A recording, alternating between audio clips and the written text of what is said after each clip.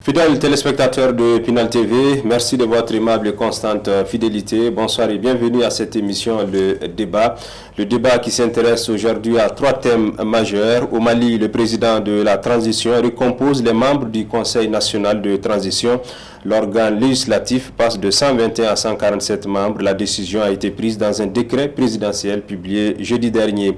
Nous ferons donc l'analyse dans ce débat. Attaque du camp de Kati, 7 assaillants neutralisés et 8 suspects ont été interpellés. Les autorités maliennes appellent les Maliens à ne pas céder à l'amalgame face aux multitudes d'attaques terroristes. Que faut-il donc comprendre de cette attaque du camp de Kati? Nous ferons le débat avec nos invités. Nous recevons donc sur ce plateau M. Alioune Gueye du réseau national de la jeunesse malienne. Nurunagin, bonsoir. Bonsoir. Mais aussi Taïrouba, chargé de communication à EMK. Bonsoir, merci de m'avoir invité. Hamadoun Daou, vice-président de la plateforme Fizi Mali. Bonsoir, M. Daou. Bonsoir et bonsoir à tous les téléspectateurs et à toutes les téléspectatrices. Merci d'avoir accepté. TV bientôt. Merci d'avoir accepté notre invitation. Alors, ma première question s'adresse à vous, M. Alioune. Comment faut-il comprendre donc cette attaque terroriste qui a visé le camp de Kati? Ok, merci beaucoup. Je voudrais vous remercier pour l'invitation et saluer les téléspectateurs et les téléspectatrices qui nous regardent. D'abord, en abordant ce thème extrêmement sensible, je voudrais présenter mes condoléances à toutes les victimes civiles et militaires de l'ensemble des attaques sur le territoire et prier le bon Dieu pour qu'il puisse assister le Mali. L'attaque du camp de Kati a été un moment inquiétant pour le peuple au regard de la situation stratégique et aussi au regard du poids du camp de Kati. C'est l'un des camps les mieux gardés aujourd'hui qui abrite le président de la transition, qui abrite plusieurs personnalités. Donc un tel camp attaqué, c'est comme si on s'attaquait à la République. Mais il faut comprendre aussi que nous sommes dans une situation de guerre asymétrique. Moi, j'appellerais une guerre de l'ombre où on ne voit pas venir le plus souvent l'ennemi. Le plus important, c'est de prendre des dispositions pour minimiser les impacts des attaques, mais aussi c'est de répondre rigoureusement quand c'est fait de façon efficace et rapide. Je pense que tel a été le cas pour le camp de Kati et aujourd'hui on peut se réjouir que de plus en plus c'est le cas dès qu'il y a des attaques. Donc cela m'amène à dire que effectivement notre armée monte en puissance et que l'armée a un plan de riposte en cas d'attaque. Cela est vraiment rassurant. Donc l'enseignement que moi je peux tirer de cette attaque, c'est déplorable. La réponse de l'armée a été à la hauteur de l'attaque. La population civile aussi a contribué à aider l'armée à mieux gérer la situation. Donc il y a eu une coordination parfaite pour faire face à ça, d'autant plus que ça n'a pas duré des heures. Donc ça a duré quelques minutes et puis vraiment la situation était sous contrôle. D'accord. Alors Taïrouba, que faut-il comprendre de la situation notamment? Auzubillahi minash shaitanir rajim. Bismillahir rahmanir rahim. Wassalatu wassalamu ala ashrafil mursalin Muhammad sallallahu alayhi wa sallam. Merci de m'avoir invité et l'occasion pour moi de saluer tous vos téléspectateurs de Kaya Taoudeni, tant à l'intérieur du Mali qu'à l'extérieur. J'aborde dans le même sens que mon prédécesseur. Je m'incline face à la mémoire de toutes les victimes de la barbarie, du terrorisme qui est en train de sévir dans notre pays depuis pratiquement des années. Et je souhaite un prompt rétablissement à tous les blessés du Mali. Ceci étant, moi, je place d'abord la question sous l'angle du terrorisme, parce qu'il y a une pédagogie à faire à ce niveau-là, parce qu'on a tendance aujourd'hui dans notre pays à faire de l'amalgame et à tout mélanger. À prime abord, le terrorisme d'abord n'a rien à voir avec l'islam. Les deux sont diamétralement opposés. Vous avez un intellectuel français du nom de Choprade qui a dit, je cite, le terrorisme est une création des services de renseignement des pays occidentaux. Ça alimente ce qu'on appelle le conflit des civilisations. Le terrorisme sème le chaos pour permettre au capitalisme d'exploiter les pays et les peuples. Ça, c'est le premier élément. Deuxième élément à souligner, Dieu dit dans le Coran, La ikraha fi din qad tabayyana rushdu min al-ghayy. Il n'y a point de contraintes dans la religion. Donc, quiconque prend les armes pour massacrer, détruire les villes, s'aimer la désolation au nom de l'islam n'est pas du tout musulman et ça n'a rien à voir avec l'islam. Et le prophète alayhi salatu wassalam, c'est la pédagogie que j'ai faite, c'est nécessaire. Il dit dans l'un de ses hadiths, quiconque prend les armes contre son frère musulman est sorti de l'islam. Fin de citation. Donc rien ne justifie le massacre, l'assassinat, les tueries au nom de l'islam. Mais ça obéit à un autre agenda, de l'impérialisme surtout, le conflit des civilisations. Troisième élément, nous sommes dans une guerre asymétrique, une guerre de guérilla. Et moi, je me pose la question, je ne suis ni expert ni spécialiste, mais on peut faire une lecture politique des guérillas et puis toutes ces formes de guerre que l'histoire a connues. C'est très difficile pour une armée conventionnelle de faire face à la guérilla, parce qu'on ne sait pas qui sont-ils. Ils viennent quand on ne le sait pas. Ils peuvent venir le matin, le soir ou l'après-midi, on ne le sait pas. Ils n'obéissent à aucune règle ni à aucune loi de la guerre conventionnelle, c'est-à-dire une confrontation entre deux pays qui obéissent strictement à la Convention de Genève. Donc les terroristes peuvent frapper n'importe où et n'importe quand ils veulent. L'exemple palpable, l'histoire est là pour nous rappeler, à Dien Bien Phu dans les années 50, vous avez une bande de cultivateurs de riz, les Vietnamiens, qui ont défait une puissance mondiale, les Américains et après les Français. Ensuite, il y a eu l'Union soviétique était en Afghanistan pendant une dizaine d'années face à des cultivateurs de pavots, les talibans, les moudjahidines du peuple. L'Union soviétique, malgré sa puissance de feu, a été totalement défaite. L'histoire récente est là encore pour nous le rappeler. L'Afghanistan, après 20 années de présence des Américains, la première puissance militaire mondiale, après 20 années de présence en Afghanistan, ils sont partis, ils ont pris la poudre d'escampette et ils ont quitté l'Afghanistan devant nous tous ici. Donc c'est pour vous dire, malgré la volonté de l'armée malienne qui monte en puissance aujourd'hui, j'ai l'habitude de le dire sur plusieurs plateaux, c'est une parenthèse que j'ouvre bien sûr, la montée en puissance des femmes aujourd'hui c'est quoi? C'est lié à 3 éléments selon ma compréhension. Un, c'est qu'aujourd'hui la confiance est totalement restaurée entre la troupe et la chaîne de commandement de l'armée malienne. Tel n'était pas le cas pendant les années passées. Premier élément, parce que la confiance est très importante entre les soldats qui se battent à Anderboukan et au centre avec sa hiérarchie militaire. Deuxième élément, une armée forte dans un état fort.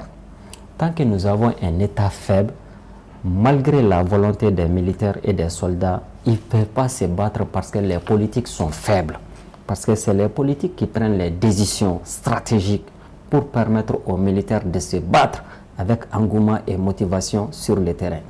Et aujourd'hui, quand on essaie de voir un peu la transition, on peut dire que c'est une armée, c'est un État, excusez-moi du terme, c'est un État stratégique et stratège qui est en train de réorienter aujourd'hui la politique sécuritaire vers d'autres débouchures qui nous permettront d'en finir avec le terrorisme.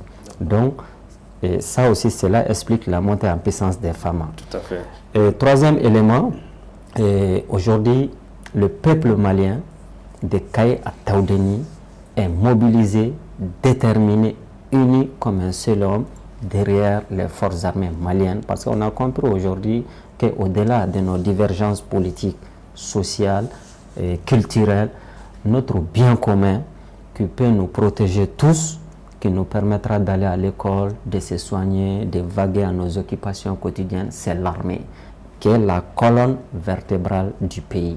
Donc, tous les bords politiques aujourd'hui, social et syndical, sont unanimes qu'il faut se donner la main derrière les forces armées maliennes. Donc ces trois éléments, à mon avis, expliquent la montée en puissance des FAMA. Donc au-delà de l'attaque de Kati, je vais terminer par là, il peut y avoir d'autres attaques. Il ne faut pas se leurrer avec la queue des poissons, ça ne sert à rien. Mais par contre, la nouveauté, ce qui est nouveau dans cette histoire, c'est qu'à chaque attaque maintenant, avant, au lieu que nos soldats prenaient la poudre d'escampette, aujourd'hui, ils réagissent.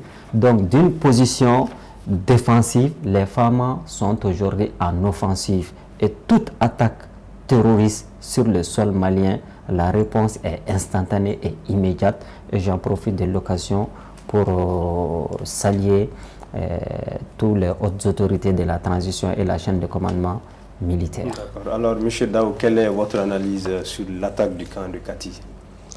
Ok, je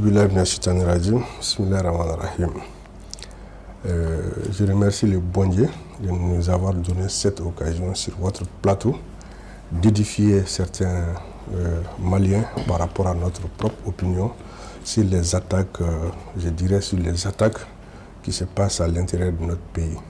Mais avant, je vais souhaiter prompt rétablissement aux blessés et paix aux âmes de toutes les victimes. Alors, pour quelqu'un qui vient de Konna, c'est que l'attaque de Kati, c'est une attaque comme les autres. Mais ce que j'ai pu remarquer, pour éviter de revenir sur tout ce que mes co-débatteurs ont précédé déjà, je dirais tout simplement que je salue la bravoure et la complicité entre l'armée et la population. C'est très important parce que durant un certain moment, il y a eu beaucoup de travail qui a été dirigé dans ce sens pour qu'il y ait une confiance entre l'armée et la population. Dans un état sérieux, l'armée est toujours un instrument de travail. Et celui qui met son armée devant va toujours être respecté par les autres. Alors, ce que je dirais tout simplement, cette attaque de Kati et voir les autres qui ont suivi dans la semaine, je pense qu'il y a eu beaucoup. Nous disons tout simplement que chacun doit être vigilant et chacun doit protéger son prochain et établir des renseignements fiables pour qu'on puisse vraiment subvenir à ce qui nous arrive aujourd'hui. Parce que, comme il a dit, une guerre symétrique, c'est pas facile. Tout le monde est tout le monde. On ne sait pas qui est qui. Tout est possible à tout moment. Donc, que nous soyons en alerte maximum. Et si l'État même pouvait décréter, comment vous appelez ça, l'état d'urgence, pour que tout le monde puisse comprendre que c'est du sérieux et c'est très sérieux. Limiter les activités, limiter certaines choses. Et que d'autres personnes également qui sont sur tous les plateaux, sur toutes les chaînes, qui essayent, comme l'autre a dit, de temporiser certaines choses pour le moment. Tout est possible. Mais ce que j'ai vu, ce qui m'a rendu encore plus fier et plus confiant, l'attaque de Kati, on l'a senti à partir de 6 h du matin. Tenez-vous bien, à 7 h du matin, comme d'habitude, le président de la transition, le colonel Assimi Goïta, a pris son cortège, le même cortège, pour aller travailler à Koulouba, pour aller accueillir Jonathan Goodluck. Et juste après, à l'école de la police, aller et retour. Ça, donc il y a de la sérénité. Il y a vraiment de la sérénité, il y a la confiance. Lui qui est visé à tout moment, il n'a même pas plus de 3 heures de temps avec sa famille. Malgré l'attaque de Kati, il a pu faire ça. Et bien avant, il y a quoi, 2 ans de cela, quand on l'a attaqué à la grande mosquée de Bamako, le monsieur n'a même pas bougé. Donc si Dieu, le bon Dieu, le tout-puissant Dieu, nous donne des personnes comme ça, qui sont en mission pour rétablir ce pays-là, pour nous, franchement, moi, ce que je peux sortir comme idée, comme truc dans cette attaque de Kati, c'est ça. Le numéro 1, là où il n'a pas hésité, nous les autres, nous ne devons pas hésiter. Donc, soyons mobilisés et soyons vigilants. Au soir de l'attaque, les autorités militaires ont appelé les populations maliennes à ne pas céder à l'amalgame. Parce que nous assistons maintenant à un changement de stratégie de ces terroristes. Quels sont les objectifs justement de ces terroristes aujourd'hui? Est-ce une stratégie pour démoraliser l'armée et son peuple? Bon, vous savez, chacun a sa stratégie. Je ne suis pas un terroriste, je ne travaille pas avec les terroristes et je ne pouvais pas anticiper leurs actions.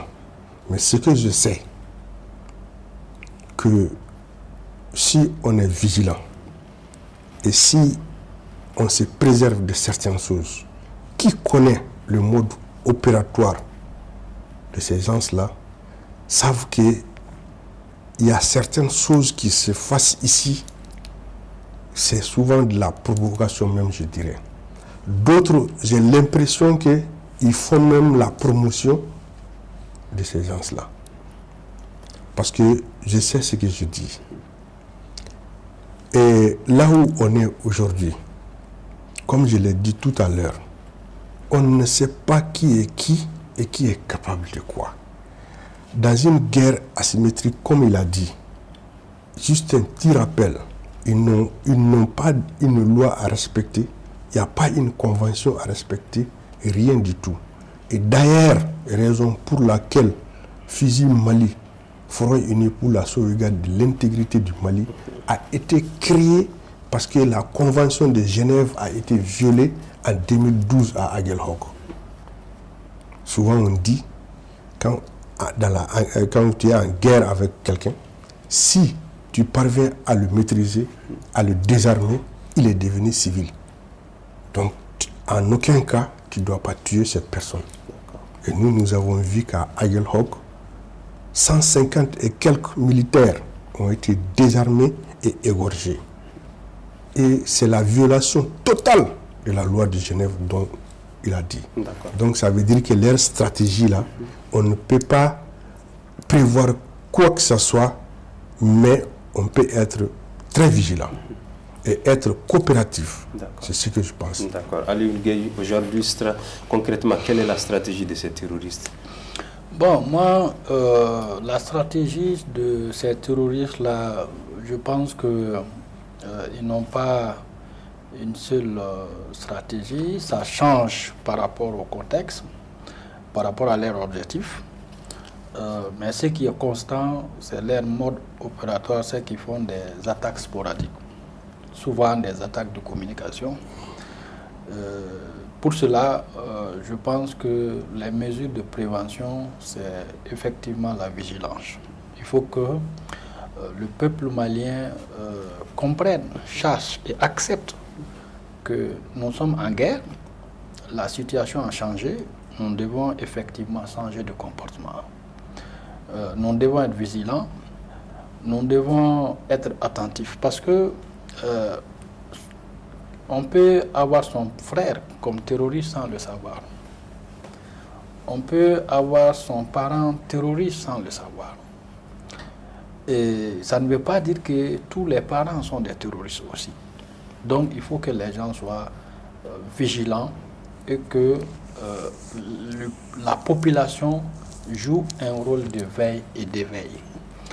La deuxième chose que je peux dire qui peut éventuellement aider l'armée, c'est vraiment la dénonciation responsable. Moi, j'appelle la dénonciation responsable. Au nom du RENAGEM, j'ai fait un appel au peuple malien pour soutenir de façon discrète l'armée. Pourquoi il faut soutenir de façon discrète l'armée? c'est pour se protéger soi-même, parce qu'on est dans une situation où vous pouvez prendre du thé avec un terroriste, vous ne savez pas que c'est un terroriste. Et quand vous devez en dénoncer, aujourd'hui il y a des numéros verts, il faut les utiliser. Il faut éviter de te mettre devant pour accompagner de forces de l'ordre ou de policiers pour aller identifier un terroriste. On a vu sur des images que des gens se mettaient devant pour aller identifier des terroristes. Donc ces actions peuvent se retourner contre soi-même. Donc il faut être stratège. Quand on doit dénoncer, on n'a pas besoin soi-même d'être là-bas. Parce qu'en dénonçant, tu dénonces un suspect. Il peut l'être comme il peut ne pas l'être. Donc s'il ne l'est pas et qu'il sait que c'est vous qui l'avez dénoncé, vous pouvez avoir des problèmes après. Donc faisons attention. C'est pourquoi soutenons nos forces armées de façon discrète. La deuxième chose, il faudrait que l'État même prenne des mesures. Parce que nous sommes en guerre. Pour que la communication sur la guerre, sur l'armée reste dans le domaine de l'armée. On a tellement de faux spécialistes de l'armée, de faux spécialistes du terrorisme qui disent n'importe quoi, qui dévoilent nos stratégies de défense, qui dévoilent nos stratégies d'attaque. Cela est inadmissible. Il faut que les gens soient responsables. Nous ne sommes pas en train de nous amuser. Le terrorisme, ce n'est pas de l'amusement. Ce n'est pas non plus de l'animation. Donc c'est un sujet extrêmement important. L'information que vous donnez, vous ne savez pas où est-ce que ça va, comment on va l'utiliser. On peut l'utiliser contre le pays, on peut l'utiliser contre l'armée. Donc il faudrait que la communication sur la guerre, sur la lutte contre le terrorisme, sur l'armée, reste exclusivement du domaine de l'armée. Il faut que l'État s'assume à ce niveau pour que cela cesse. Et que les gens évitent de faire la propagande de ces actions terroristes-là ou de ces terroristes-là. Voilà le message que moi je voudrais lancer. Et la contribution de la presse, elle est très importante. Aujourd'hui, il faut être capable aussi, l'armée doit être capable de former la presse à la communication en période de guerre. Parce que c'est très important, nous écoutons tous la presse. Donc, mieux former, mieux équiper la presse à donner l'information, même la façon de donner l'information sur une attaque terroriste est très importante. Parce que ça peut jouer sur la psychologie des gens, ça peut jouer sur le comportement des gens. Et si on ne contrôle pas l'information, ça peut créer la panique qu'il faut réellement éviter en période de situation de ce genre. Tahirou, face à la recrudescence des attaques, comment éviter l'amalgame dans cette période? Alors, comme il a dit, c'est très difficile de prévenir comment les terroristes vont s'en prendre. Parce que tout simplement, on est dans un conflit multidimensionnel et tous les experts sont unanimes là-dessus. Et aujourd'hui, l'amalgame, c'est que je l'ai dit dans mon introduction, il faut expliquer l'islam bien compris. Ça, c'est le premier élément. Il faut éviter aussi de tomber dans un conflit intercommunautaire qui ne fera qu'exacerber le conflit. Et on a vu beaucoup d'exemples au centre entre des frères qui vivaient ensemble depuis des siècles et qui commencent à s'entretuer parce que l'amalgame, la confusion est entretenue et je pense que c'est entretenu pour atteindre des objectifs de part et d'autre par les ennemis du Mali. Et moi, je pense aujourd'hui ce qu'il faut faire concrètement, il a dit, c'est déclarer l'état de guerre. Il ne faut pas aimer la guerre et ne pas la faire. Samori Touré l'a dit, il faut tuer la guerre par la guerre pour avoir la paix. Pour que toutes les ressources du Mali soient mobilisées, pour que nous puissions finir définitivement avec cette guerre. De notre côté, nous la menons parce que c'est une guerre juste. Je l'ai dit dans mon introduction, vous savez pourquoi les Américains ont échoué au Vietnam, pourquoi les Russes ont échoué en Afghanistan, parce que c'est des guerres injustes qu'ils menaient dans ces pays-là. Et aujourd'hui, nous n'avons pas pour objectif en tant que pays, en tant que peuple, d'aller occuper d'autres pays ou d'aller créer des conflits dans d'autres contrées. Nous sommes agressés et ça dure depuis 10 ans Et c'est pourquoi aujourd'hui, la guerre de notre côté, il faut la mener à juste titre pour que nous puissions écraser définitivement les terroristes et leurs alliés. Et malheureusement, moi aussi, j'ai fait le même constat sur les réseaux sociaux. On voit des experts autoproclamés, des spécialistes qui racontent leur vie, qui mettent à jour beaucoup d'informations, qui créent la psychose. Et c'est ça l'objectif recherché des terroristes. Lorsqu'ils s'en prennent au camp militaire de Kati, ce n'est pas pour occuper les camps, c'est pour s'aimer la terreur, la psychose, pour que nous puissions avoir peur. Donc, dès que moi je vois aussi certains Maliens sont dans ce jeu-là sans le savoir et de manière, excusez-moi du terme, inconscient, cela laisse à déplorer. Donc aujourd'hui, l'armée doit s'affirmer et prendre sa responsabilité par rapport à la communication pour qu'elle soit une exclusivité. La communication de guerre n'a rien à voir avec la communication politique. Donc pour que la communication de guerre soit bien organisée et que la bonne information soit donnée à toutes les populations. Et la contribution des populations est extrêmement importante. L'autre jour, là, il a dit, à cause des réseaux sociaux, on a entendu certains terroristes menacer même les populations. Ah, si vous collaborez avec les femmes, on va commencer à s'en prendre à vous. C'est de la propagande, c'est de la terreur.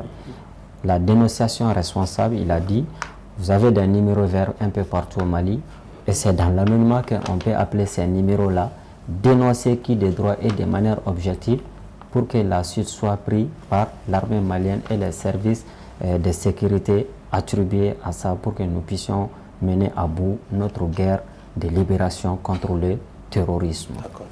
M. Daw, alors ces attaques terroristes coordonnées et simultanées surviennent au lendemain du renvoi du porte-parole de la MINUSMA du Mali, mais aussi du départ de la force Barkhane. Beaucoup de gens pensent qu'il y a la main de la communauté internationale derrière toutes ces attaques. Quelle est votre analyse justement?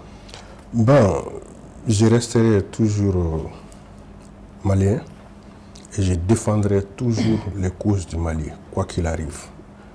Je resterai également toujours derrière les décisions des autorités de la transition. Avant d'aller plus loin, je dirais et vais compléter pour dire à l'armée les communiqués qu'ils font de faire attention. Grâce à la vigilance de la population, on a pu démanteler, c'est-à-dire qu'ils laissent les noms de la source. Parce que quand tu dis ça, si c'est un village, si c'est un quartier, même si c'est dans une maison, après, ce sont les représailles sur ce village ou sur ce quartier ou sur les populations. Donc ça, je le dis, je le répète, il faut que dans leur communication, qu'ils puissent enlever cette partie-là. Vous pensez qu'il y a assez de précision dans leur communication? Parce que tout le monde est unanime que l'information, elle est capitale. Mais si ça te cause des problèmes après, les gens préfèrent de ne rien dire. Alors, pour revenir à cette question, moi, je dirais tout simplement, les autorités de la transition, ils ont pris leur courage en main et je pense que les forces du changement, le Mali même, la population même, voulait ce genre de décision. C'est pourquoi tout ce qu'ils font aujourd'hui, c'est en train de réussir, parce qu'ils ont l'appui de la population. Ils sont en train de faire ce que la population les a demandé de faire. Et jusqu'à preuve du contraire, toutes les grandes décisions que les autorités ont prises, jusqu'à preuve du contraire, ils ont raison, sur tous les plans. Et là, ce que je vais dire aux Maliens, je ne vais pas trop aller dans les détails parce que tout ce que je vais dire, tout le monde le sait déjà. Mais je dirais tout simplement que les Maliens doivent toujours rester derrière les communiqués, derrière tout ce que les autorités vont donner comme information, c'est-à-dire des informations officielles ou des communiqués officiels nous devons soutenir et rester derrière ça. Ne pas aller au-delà, ne pas aller créer des choses pour mettre des confusions ou des amalgames dans la tête des gens. Donc, toutes ces attaques-là, ça déjà, comme je l'ai dit, quelqu'un qui vient de Kona, tout ça n'est pas nouveau, tout ça n'est pas surprenant. Et je sais qu'il y en aura d'autres. Et nous prions le bon Dieu, la seule chose, la seule force que nous avons aujourd'hui, c'est de rester derrière les décisions de nos autorités de la transition. Voilà. Alors, Gueye, beaucoup de gens pensent que la main de la communauté internationale est cachée derrière ces multitudes d'attaques coordonnées, mais surtout qui donnent beaucoup d'informations et de précisions à ces terroristes. Que pensez-vous justement de cela? Vous savez, moi, j'ai peut-être une analyse différente. Moi, je pense que le problème du Mali n'est pas forcément la communauté internationale. Parce que moi, j'estime que chaque pays, chaque organisation, selon ses objectifs, son mandat se bat pour l'atteinte de ses objectifs. Donc, c'est intéressant et c'est productif d'éviter de trouver la petite bête chaque fois de nos problèmes en d'autres. Il faudrait qu'on ait le courage de faire face à nos responsabilités. Ce que je peux retenir à ce niveau, c'est quand même de saluer la diplomatie malienne. Aujourd'hui, vous avez une diplomatie qui ne subit plus. Une diplomatie qui prend le leadership, qui oriente, qui dit clairement ce que je veux, ce que je ne veux pas. C'est ce qui manquait. On avait une diplomatie peut-être complaisante de suivisme. Maintenant, on a une diplomatie active, qui s'affirme, qui montre la voie. Et je pense que c'est là dénote sûrement de la vision des plus hautes autorités, notamment du chef de l'État, qui a compris que la souveraineté du Mali, c'est d'abord sa souveraineté diplomatique. Qui a compris que nous sommes les seuls à dire et à défendre nos intérêts, à insister sur nos intérêts. Et je pense que c'est ça le plus important. Le plus important, pour moi, M. Ndaou l'a dit, il faudrait que chaque Malien soit le relais de cette position d'affirmation de notre diplomatie au plan international. Moi, au-delà du RENAGEM, je suis secrétaire général du réseau des organisations Jeunesse africaine leader des Nations Unies pour l'atteinte des ODD. Je sais, je connais, j'ai une petite connaissance sur le fonctionnement des Nations Unies et du système.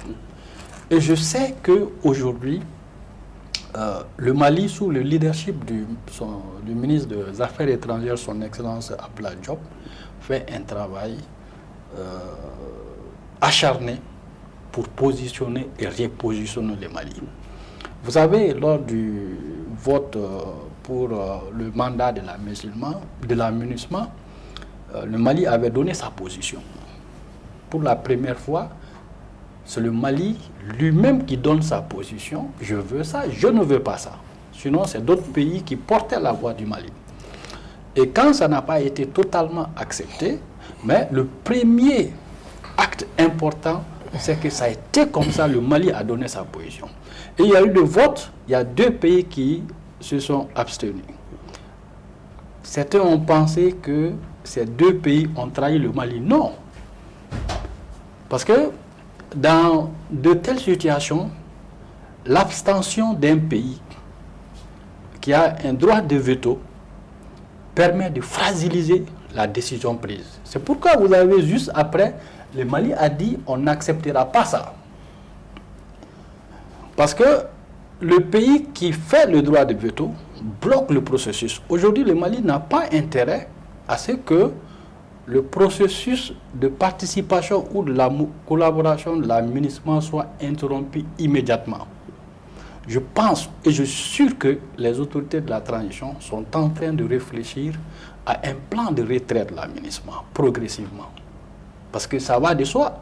une mission qui vient, tu viens avec ton plan de développement, et en même temps, il y a un plan de retrait qui, au moment voulu, doit être activé. Donc, les gens doivent être patients, parce que les gens il faut éviter de créer des conflits inutiles, de faire la propagande autour des questions diplomatiques. Il faut faire confiance, comme M. Daou l'a dit, aux autorités, soutenir leurs messages, soutenir leurs actions, mais rester derrière elles, parce qu'aujourd'hui, sur le plan diplomatique, rassurez-vous, le Mali a le bon pouls. Plus rien ne sera comme avant. Je pense que c'est ce que nous devons retenir et encourager. D'accord. Tahirou, oui. Votre analyse sur la situation, quel lien est caché derrière toutes ces attaques terroristes? Par rapport à la communauté dite internationale, on va dire comme ça, parce qu'on a tendance à dire le Mali est en conflit avec le monde entier, le Mali est en conflit avec la communauté internationale. Moi, ça dépend de quel côté on se retrouve. Parce que le Mali n'est pas en conflit avec cette partie du monde era asiatique, ni Amérique latine, ni Afrique centrale, ni Afrique du Nord. Donc lorsqu'on prononce le mot communauté internationale, il faut être précis sur la question. Ça, c'est le premier élément. Deuxième élément, ça c'est ma petite expérience. Toutes les forces étrangères sur un sol national finiront de se transformer en force d'occupation. L'histoire est là pour nous le rappeler. Même après la Seconde Guerre mondiale, les Américains, les Français, les Russes sont restés en Allemagne. Par fini, les Allemands leur ont demandé de partir. Il y avait des troupes américaines aussi sur le sol français. Ils ont fini par leur demander de partir. Donc on appelle ça la dialectique de l'histoire, c'est un processus. Ce que nous, on a constaté aujourd'hui, ça c'est des faits qui parlent, c'est pas Taïrouba qui le dit, c'est que depuis 2013 jusqu'à aujourd'hui, ça fait à peu près 7 ou 8 ans. Malgré la présence de plus de 14 000 éléments des forces dites internationales, entre guillemets, plus de 5 400 éléments de l'opération Barkhane, les forces européennes, le conflit va décroissant. Donc à un moment donné, il faut tirer les leçons qui s'imposent, il faut tirer les enseignements. Et au départ, le Mali était, la crise était logée au niveau du Nord Mali seulement, ça déborde sur les centres et aujourd'hui, c'est pratiquement partout au Mali. Donc en tirant toutes ces leçons, l'État stratégique, l'État providence de la transition a décidé de multiplier les partenariats. C'est ça les faits, ça c'est des faits, hein, de multiplier les partenaires avec d'autres bonnes volontés partout dans le monde qui peuvent nous aider à sortir de l'ornière. Mais malheureusement, cette question souveraine n'a pas été comprise ou on n'a pas voulu le comprendre par les partenaires traditionnels du Mali. D'où tous ces brouhaha, MINUSMA, la France et tout ça. Donc il faut étudier d'abord les causes de cette incompréhension qui s'est installée progressivement entre le Mali et la communauté internationale. Donc du coup aujourd'hui, moi je pense que malgré tout, le Mali s'est affirmé au niveau national et international. C'est nous qui sommes malades, c'est le Mali qui souffre. On nous a prescrit des médicaments qui n'ont pas marché pendant des années. Dans un moment donné, les malades, il a le droit légitime de se poser la question, soit le médicament n'est pas bon ou le médecin est incompétent. Donc c'est ces questions-là que le Mali est en train d'étudier aujourd'hui pour voir quelles sont les solutions de sortie de crise, les solutions intelligentes. Donc moi je pense qu'au problème malien, il a dit, toute décision prise par les autorités qui va dans le sens des intérêts supérieurs du Mali, nous on s'aligne à ça systématiquement. Au problème malien, des solutions maliennes. S'il y a des bonnes volontés, que ce soit la communauté internationale ou ailleurs, ils peuvent nous aider à sortir. Parce que c'était même qui nous les ont dit. Ils nous ont dit que le terrorisme est notre ennemi commun. C'est pour ça qu'ils sont là. C'est pour ça que Serval est venu. C'est pour ça que Barkhane a pris la suite. Pas que le Mali, mais dans le Sahel. C'est pour ça qu'ils sont allés aujourd'hui se battre juste dans le golfe de Guinée contre le terrorisme. Donc, à partir du moment où nous avons un ennemi commun, si ce discours est authentique, est vrai, est sincère, pourquoi dénier le droit au Mali, à l'État du Mali, de prendre des décisions souveraines pour combattre cet ennemi commun? C'est là où il y a toutes ces contradictions qui entrent en jeu dans le comportement de la communauté internationale vis-à-vis du Mali. Donc nous sommes là pour défendre les intérêts supérieurs du Mali, malgré les couacs diplomatiques ça et là. J'espère tôt ou tard qu'ils vont comprendre ce que les Maliens veulent aujourd'hui par rapport à leur avenir et par rapport à leur pays. C'est ça le message que je souhaiterais. L'actualité qui anime la toile, c'est aussi l'arrestation des 49 mercenaires ivoiriens sur le sol malien. Alors, divergence de point de vue sur la question entre les autorités maliennes, ivoiriennes et la MINUSMA. Quelle est votre compréhension sur la situation, M. Dao? Merci beaucoup. Permettez-moi de saluer ici la bravoure de son Excellence le ministre des Affaires étrangères, M. Abdoulaye Diop, qui a su vraiment traiter toutes les questions diplomatiques aujourd'hui pour mettre le Mali là où nous en sommes aujourd'hui avec toutes les questions diplomatiques. Alors, par rapport à ça, je pense que si c'est 49 militaires ivoiriens, cette question, je pense qu'elle est claire chez tout le monde. Tout ce que je vais dire ici, ça ne sera qu'une répétition. Mais ce que je n'ai pas trop entendu parler sur les réseaux, et je ne sais pas si c'était une coïncidence, il était prévu, le jour de l'attaque de Kati, le jugement de ces 49 militaire était prévu le même jour. Il y a eu l'attaque et on s'est préoccupé de ça et puis ça, on n'a pas encore entendu parler. Peut-être que c'est une coïncidence. Qu'il y a un lien entre les deux. Je ne sais pas, peut-être que c'est une simple coïncidence. Mais ce que je sais, toutes les questions ont été débattues et un peu partout, de A à Z, ça a été prouvé à suffisance que ces militaires-là sont venus injustement, illégalement, et ils n'ont pas respecté, comment vous appelez ça, les procédures normales pour être sur le sol malien. Et ça a été démontré à suffisance également qu'il y a la part de responsabilité des uns et des autres. D'autres ont même allé plus loin pour dire qu'il y a du business dedans. Mais ce qu'ils n'ont pas compris, les données ont changé. Quand il y a la main de Dieu dans quelque chose, quoi qu'il en soit, tout ce que tu fais, puisque c'est Dieu qui est au contrôle, le Mali est en train de retracer son histoire. C'est lui qui se met ou qui veut être à travers cela, c'est cette personne-là qui va disparaître. Donc, ce qui s'est passé, c'est toujours dans ce dynamique-là que moi je mets ce contexte-là.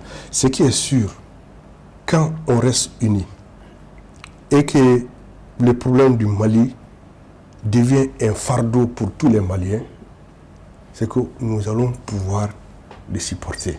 C'est ce qui s'est passé quand on a vécu 6 mois dans l'embargo. C'est ce qui s'est passé quand il y a eu des grandes attaques où il y a eu plus de centaines et des centaines de morts. C'est ce qui s'est passé quand l'année passée, l'hivernage qui est passé, il n'y a pas eu assez de pluie, il y a eu beaucoup de difficultés, on a pu supporter. C'est ce qui fait également qu'aujourd'hui, à l'extérieur, pour ceux qui sont allés à l'extérieur récemment, les Maliens parlent avec la tête haute.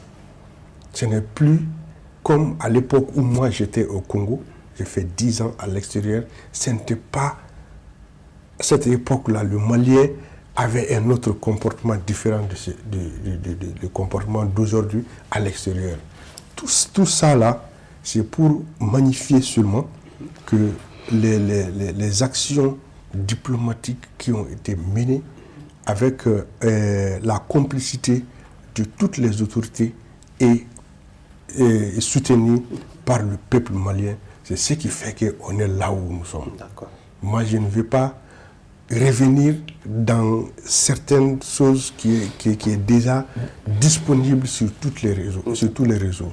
L'ONU, sa part de responsabilité, la part de responsabilité des autorités ivoiriennes, tout est déjà sur les réseaux. Je pense que tout le monde est édifié de cette question-là. Alors, sur la question, quelle est votre analyse, M. Gueye? Bon, sur la question, moi, je commencerai par saluer la vigilance des forces armées de sécurité du Mali. Voyez-vous, dans un pays avec la situation de guerre, on a plusieurs forces qui sont sur notre territoire. Et le plus souvent, les autorités ne savent pas qui vient faire quoi, pourquoi, pour quelle mission. Donc, ça sent un peu le désordre sécuritaire. Et je pense qu'en agissant ainsi, il faut féliciter les autorités parce qu'elles ont fait leur travail. Ça voudrait dire qu'elles veillent à la sécurité et au bien-être du peuple. Parce que imaginez que de telles situations passent facilement comme ça, comme si des usagers rentrent dans les Sotramas. Donc cela n'est pas admissible. Donc je pense que le fait d'avoir identifié ces insuffisances, cela était une très bonne chose. La réaction aussi des autorités, quand le problème s'est posé, avant de communiquer, elle a pris des renseignements, des informations auprès de la partie ivoirienne, informations qui les ont permis de faire un premier communiqué. Après, d'autres éléments sont versés dans le dossier. Je pense que les communiqués ont évolué positivement. Et aujourd'hui, je pense que nous devons travailler à apaiser la situation. Parce que le peuple malien et le peuple ivoirien sont un seul peuple. Il ne peut pas avoir de conflit entre ce peuple. C'est des relations entre États. Le Mali est un État souverain. Le Mali veut contrôler qui rentre sur son territoire pour faire quoi. Maintenant, les raisons de leur présence, s'il y a effectivement une mission ou des missions dans la mission, je pense que c'est les enquêtes qui vont déterminer tout ça. Mais je pense qu'il y a une prédisposition de la part du président de la transition à régler ce problème sur la voie diplomatique. C'est pourquoi je salue la médiation de son Excellence Faure Yassimi Yadema, qui a accepté de jouer ce rôle-là pour faciliter la communication et le règlement entre le Mali et la Côte d'Ivoire. Et je pense que c'est important pour surtout les autorités maliennes d'avoir des informations sur les intentions, mais aussi c'est important aussi pour les autorités maliennes parce que le Mali est une terre de paix, d'accueil et d'hospitalité, de pouvoir rapidement tourner cette page-là pour qu'on passe à l'essentiel. Parce que comme il a dit, Dieu est avec le Mali, il faudrait que nous puissions aussi, Dieu dit quand vous êtes en position de force, il faut d'abord accepter de lever les pieds souvent. Moi je pense qu'aujourd'hui il faut reconnaître cela et que nous puissions travailler à dépasser ces caps-là, à régler ce problème-là, en tout cas sur le plan diplomatique, pour que les bonnes relations entre les États puissent continuer. Mais je tiens quand même aussi vraiment à, encore une fois de plus, réitérer notre satisfaction par rapport au travail sécuritaire qui se fait. Au-delà des forces ivoiriennes, il faudrait que le Mali s'assure le contrôle de tout son territoire et revérifie tous les contrats, toutes les conventions la position, les missions, les mandats de toutes les forces qui sont sur notre territoire. Parce que c'est en cela qu'on peut effectivement maîtriser la sécurité sur notre territoire. Je pense que c'est ce travail-là qui a commencé. Il faut l'encourager, il faut le soutenir. D'accord. Taïrou. Oui, alors, il y a un adage qui dit pour mieux manger avec les diables, il faut avoir des longues fourchettes. Moi, je ne veux pas aller par le dos de la cuillère. Comme je l'ai dit, ça fait 10 ans que c'est le Mali qui est agressé. C'est le Mali qui est accusé, c'est le Mali qui est piétiné. Et il est temps de dire stop. On est dans cette dynamique depuis presque 2 ans. Ça, c'est le premier élément. Le premier élément, selon les faits, les communiqués de part et d'autre, on constate que le Mali a raison sur toutes les lignes. Moi-même, j'ai fait ma petite enquête là-dessus. On nous a raconté des sources sûres, de plusieurs sources sûres, comme quoi que dès que la crise a commencé depuis l'aéroport de Bamako, et vous avez le ministre de la Défense, le colonel Sadio Kamara, qui a urgemment rappelé son homologue ivoirien pour le faire cas par rapport à cette affaire-là. Et son homologue lui a fait savoir que lui, il n'est pas au courant de la présence de l'air militaire au Mali. Deuxièmement, le chef d'état-major de l'armée malienne a appelé son homologue ivoirien pour se renseigner. Et à sa grande surprise, ce dernier aussi a dit « Ah, on n'est pas au courant ». Et je l'ai dit aussi de sources sûres parce que vous savez, les communications officielles sont enregistrées pour laisser des traces et des preuves. Le colonel Assimi Goïta, le président de la transition aussi, a appelé son homologue ivoirien. Et selon mot pour mot, Alassane Dramane Ouattara a dit « Je prends acte ». Donc c'est comme ça que l'affaire est partie en vrille. Et à la lumière de toutes les vérifications, routines et des enquêtes, il y a eu un premier communiqué comme quoi ces gens-là, ces 49 militaires sont venus illégalement, sont rentrés illégalement dans le pays, armes et bagages avec. D'où le communiqué les considère comme des mercenaires. Parce que j'ai l'habitude de le dire sur plusieurs plateaux, nous avons des mauvais souvenirs avec les mercenaires en Afrique. Vous avez le débarquement portugais en Guinée en 70. Vous avez l'attaque de Cotonou dans les années 70 contre Mathieu Kérékou. Vous avez plusieurs coups d'État en série aux Comores par Bob Denard et ses mercenaires, souvent qui ont même abouti à l'assassinat des présidents africains. Et tandis que le Mali souffre depuis 10 ans, il ne faut pas du tout prendre cette question à la légèreté. Ça n'a rien à voir avec un conflit entre le Mali et la Côte d'Ivoire. À mon humble avis, ça n'a rien à voir avec la paix et tout ça. Parce qu'on a trop joué avec ces pays-là. Et aujourd'hui, les autorités de la transition sont en train de restaurer la dignité et l'honneur du Mali et un retour aux fondamentaux. C'est même classique. Je voulais dire par là, tout ce qui était ordinaire est devenu même extraordinaire pour nous à force de la souffrance. Par exemple, quand on demande à quelqu'un, un être humain, est-ce qu'on a le droit de lui demander, de lui poser la question s'il mange ou pas? Tout ce qui est vivant mange. Donc aujourd'hui, quand on nous dit aujourd'hui le Mali est en train de faire ça, on est content. Parce que l'État du Mali, c'était un État en faillite totale à tous les niveaux, Et c'est ce travail-là qui est en train de commencer aujourd'hui avec les autorités et avec les peuples maliens. Mais quand cela ne tient, tous les conflits ou toutes les guerres finissent sur une table de négociation. Et nous espérons, d'ailleurs, c'est ça qui est privilégié par les autorités de la transition, à ce qu'il y ait une solution diplomatique à cette crise-là, très malheureuse. Je sors par là pour donner une petite information. Même la société SAS, la Sahelian Service Aviation, qui a ramené les Ivoiriens et leurs armes au Mali, là, ils n'ont plus de contrat avec le Mali depuis 2020. Ça fait 2 ans qu'ils n'ont plus de contrat. Mais ils continuent à opérer dans l'illégalité. Parce que c'est un gouvernement, quoi que l'on puisse dire, nouveau. Donc vous avez des accords secrets, vous avez des accords publics. On ne sait pas tout. D'où l'initiative du gouvernement de mettre à jour les accords pour voir quels sont les tenants et les aboutissants et où se trouve l'intérêt supérieur du Mali, les renégocier si nécessaire ou bien les amender si nécessaire. On est dans cette dynamique. On est contre personne. Ce n'est pas un conflit qui oppose la Côte d'Ivoire au Mali, ce n'est pas un conflit qui n'a... C'est tout. Le Mali veut juste reprendre l'initiative pour que nous puissions retrouver ces Mali que nous avons tous connus dans notre enfance.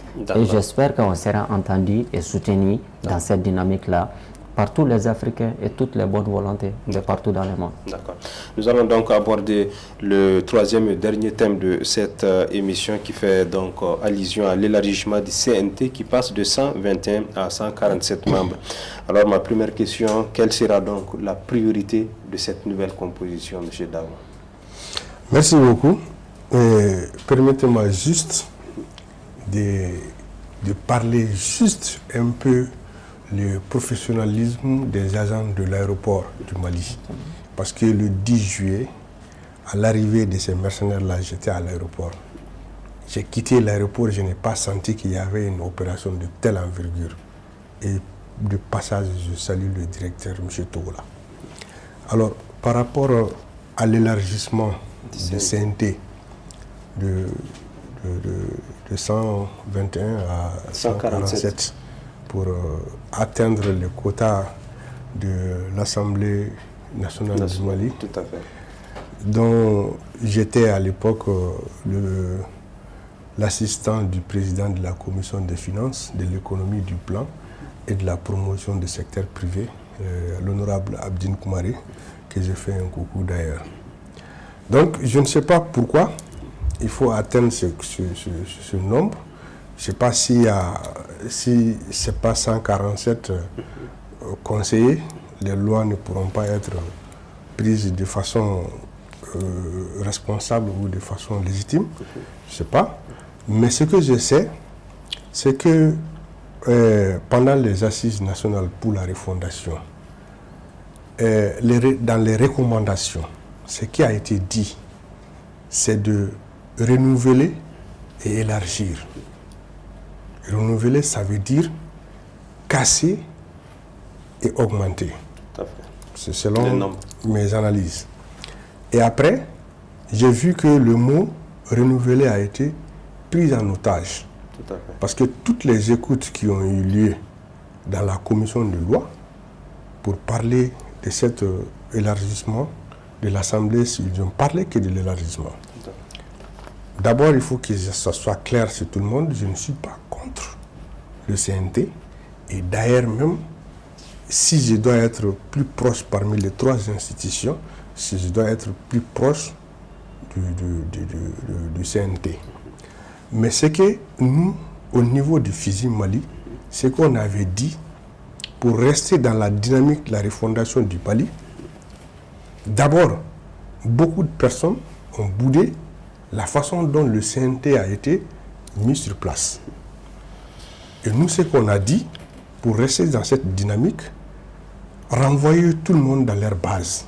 Vous savez, les problèmes politiques du Mali, généralement, c'est des personnes qui occupent certains postes qui n'ont pas de base.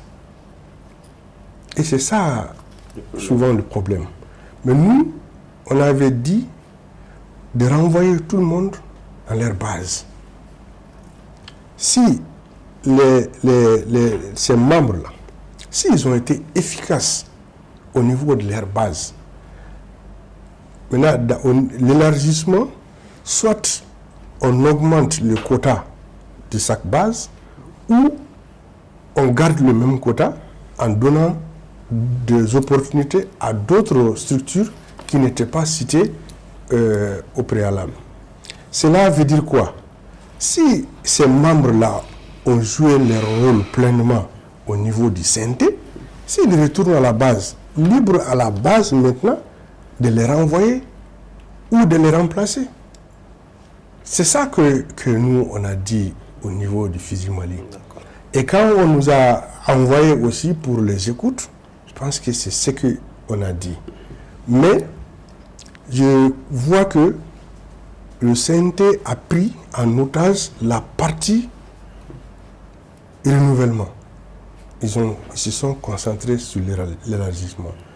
Et pour la première fois, il y a eu beaucoup de lois, je pense, quand ils sont venus aujourd'hui, il y a eu des lois qui ont été votées à l'Assemblée.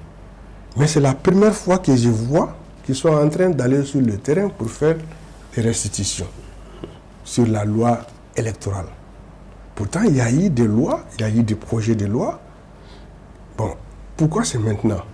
Bref, ce qu'on va ajouter, les 21 personnes, je crois, qu'on va ajouter, 26 personnes qu'on va ajouter, toujours, il y a une clé de répartition déjà qui a été prise dans le décret.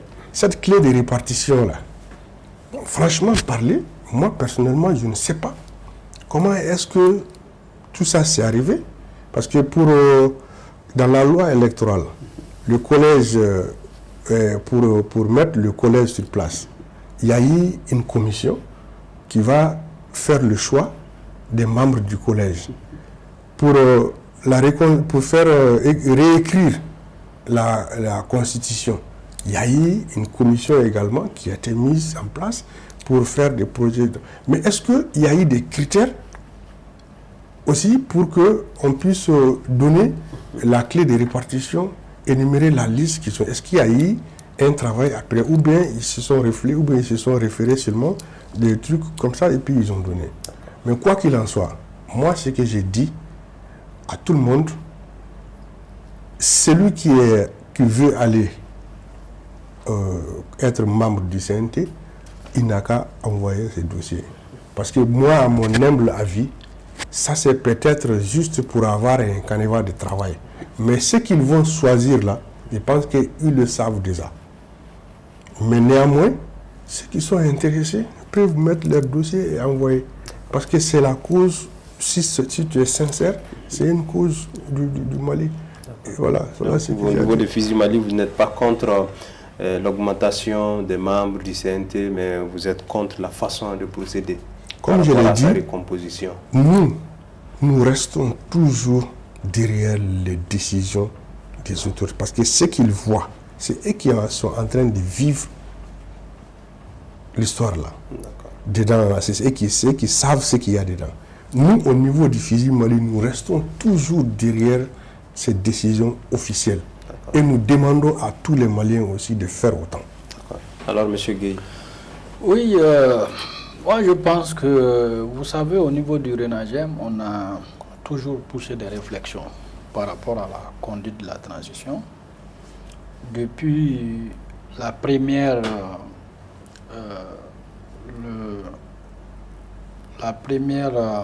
disons, la première phase de la transition avec le président Bandao, nous avons toujours plaidé un moment quand il y a eu des difficultés d'avancer à ce que la transition puisse être marquée par le sceau de l'inclusivité, en élargissant la base politique de la transition. Rappelez-vous, en ce moment, une partie du M5 n'était pas dans les instances de la transition. Et ça créait énormément de problèmes. L'autre chose que je peux retenir par rapport au CNT, c'est que c'est vrai que la charte a fixé comme membre du CNT 121 personnes. Et il y a eu un décret qui a donné des précisions. Je pense que l'insuffisance du CNT ou les insuffisances vient de ce décret parce que les choses n'étaient pas claires dans ce décret. Et cela voudrait dire aussi qu'il n'y a pas eu de consultation au préalable avec la classe politique, avec la société civile pour voir quel type de CNT faudrait-il mettre en place. Est-ce qu'il faudrait mettre un CNT à l'image de l'Assemblée nationale où on va faire le choix sur la base des représentations locales, régionales? Est-ce que c'est un CNT qu'on va mettre en place pour faire qui va refléter les forces vives de la nation et la représentation régionale, locale, ou est-ce que c'est un CNT qu'on met en place avec les forces vives? Je pense que le décret a choisi les forces vives de façon sans précision. C'est pourquoi on a vu la liste, telle partie, on a donné des quotas. Et ça a donné malheureusement ce que ça a donné. Et le constat a été que avec cette première sélection, les entités se sont senties mises à côté par rapport au processus. Et aujourd'hui, nous allons vers des réformes. Nous allons vers des actions de refondation.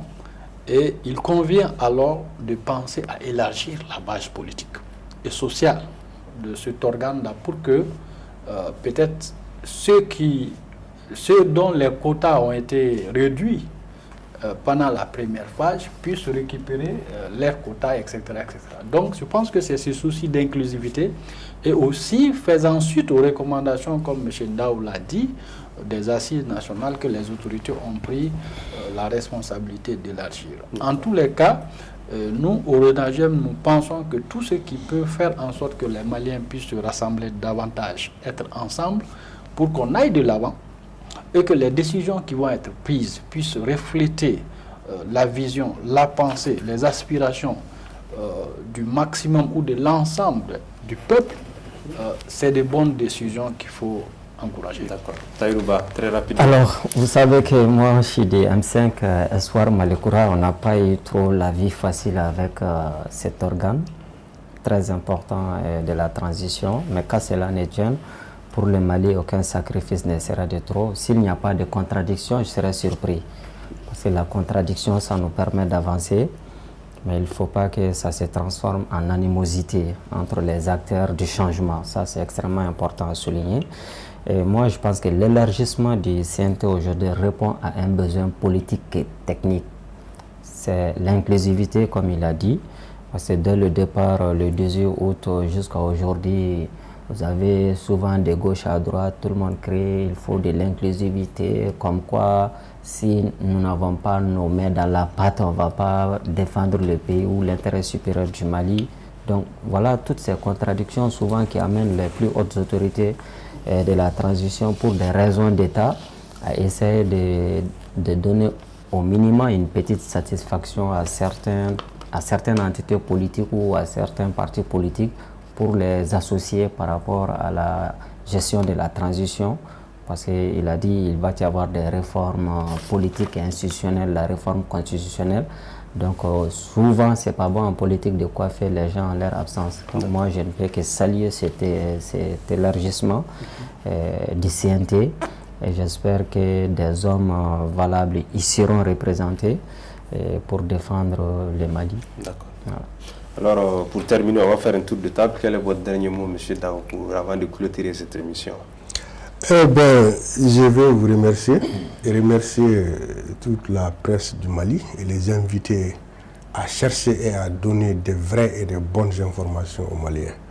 Et je dirais également à toutes les Maliennes et à tous les Maliens d'être encore sereins, d'être plus mobilisés et plus motivés pour un Mali meilleur. Je dirais aussi aux autorités de la transition d'être toujours à l'écoute des Maliens. C'est très important. Ne pas banaliser ni de minimiser aucune information. D'être à la hauteur et jusqu'à preuve du contraire, s'ils continuent dans cette direction, ils auront le soutien de tous les Maliens. Les féliciter également par rapport à l'activité qui a eu lieu au CICB pour donner aux autorités légitimes et coutumières leurs insignes, médailles et drapeaux et même des certificats. Parce que quand on parle de la refondation, on commence d'abord par les chefs traditionnels, c'est-à-dire les chefs de village, les chefs de quartier et même les chefs de fraction. Les féliciter par rapport à ça et de les pousser, de les inviter à aller vers ces actions pour la refondation du Mali. FIJU Mali et tous ses membres sont là. Nous allons les soutenir de façon aveugle, sans faille et sans retenue. Mais nous disons que nous les soutenons dans la vérité, dans la droiture. C'est ce qu'on fait de tous les jours. Et je vais profiter pour dire merci à toute la population de Konna, partout où je suis, parce que tout ce que je fais, c'est grâce à eux. C'est eux qui m'ont élu, c'est eux qui m'ont fait confiance. Et en retour, je les salue, je leur fais un grand coucou. Et voilà. Ensuite, l'autre message, c'est à l'endroit des autorités, la transition. Au RENAGEM, nous pensons que les temps sont durs. La population a beaucoup souffert ces derniers mois et continue de souffrir.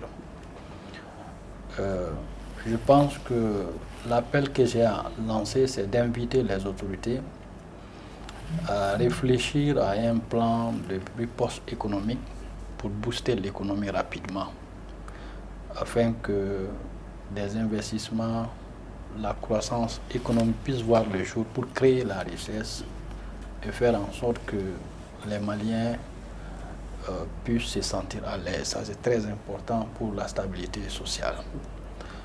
L'autre aspect, c'est de les inviter, peut-être c'est trop fort de dire à des autorités, mais à la retenue. La retenue parce que nous sommes dans un contexte politique et social très glissant. Nous devons éviter des propos qui peuvent envenimer la situation. Surtout quand on est autorité, il faudrait qu'on tienne des propos rassembleurs, des propos d'unité, des propos d'humilité.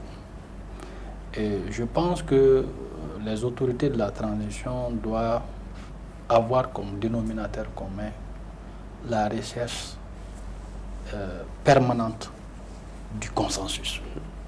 Parce que nous sommes dans une transition. Nous ne sommes pas dans un régime où il y a l'opposition et la majorité. Donc les autorités doivent se départir du langage partisan, du fait partisan, travailler à rassembler les Maliens. Le Mali est en danger. Le Mali est en danger et nous sommes menacés de tous les côtés. Donc nous devons en être conscients. En tant qu'autorité et responsable, nous devons en être conscients.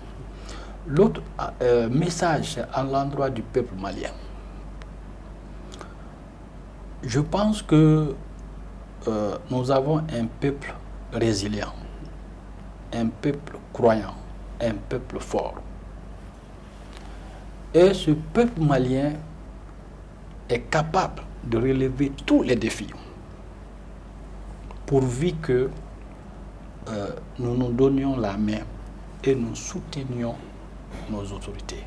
Aujourd'hui, la vision de la transition, comme mon frère Ba l'a dit, et Ndaw l'a dit, c'est une vision claire, épousée par l'ensemble du peuple, et nous devons travailler à soutenir cette vision-là pour relever notre pays et nous débarrasser des considérations politiques, partisanes, alimentaires. Chacun, là où il est, il peut travailler pour l'intérêt du pays.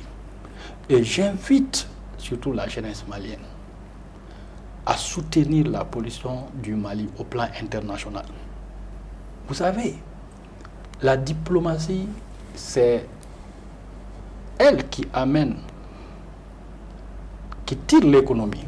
C'est la diplomatie qui tire la défense. C'est la diplomatie qui tire la personnalité d'un pays. Donc, aidons, confortons les positions de nos autorités au plan international. Qu'il n'y ait pas de Maliens qui fragilisent la position des autorités nationales au plan international dans un tel contexte. Donc, nous devons travailler à accompagner cette dynamique-là pour sortir le Mali. Et prier beaucoup, parce que moi, je crois beaucoup à la prière, à la force de la prière. Chaque Malien doit prier pour que le Mali puisse retrouver la paix, la concorde, le développement. Merci beaucoup. Tahirou, votre dernier mot. Merci beaucoup de m'avoir invité. Je remercie mes frères Ndaw et Gueye. Vraiment, on a beaucoup appris ici. J'ai prié pour les Mali et pour l'ensemble des Maliens et que Dieu nous protège. Wassalamu alaikum wa rahmatullahi wa barakatuh. Merci beaucoup.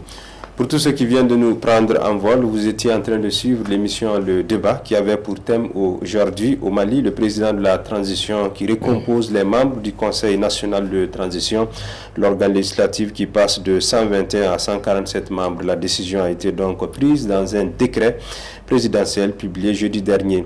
On avait également débattu sur l'attaque du camp de Kati où 7 assaillants ont été neutralisés, 8 suspects ont été interpellés. Les autorités militaires appellent les Maliens à ne pas céder à l'amalgame face aux multitudes d'attaques terroristes. Le troisième et dernier thème, c'était donc le cas des 49 mercenaires ivoiriens arrêtés sur le sol malien. Et pour en débattre, nous recevions sur notre plateau M. Ali Youngay du réseau national de la jeunesse malienne Renagem, M. Taïrouba, chargé de communication à EMK, et Hamadou Ndaw, vice-président de la plateforme Fizi Mali. Merci, chers invités, d'avoir accepté notre invitation. Merci à vous. Ainsi se referme donc ce débat. Merci à vous, fidèles téléspectateurs de Pinal TV, de l'avoir suivi. Passez un excellent moment en compagnie de nos programmes. Bonsoir. Bonsoir.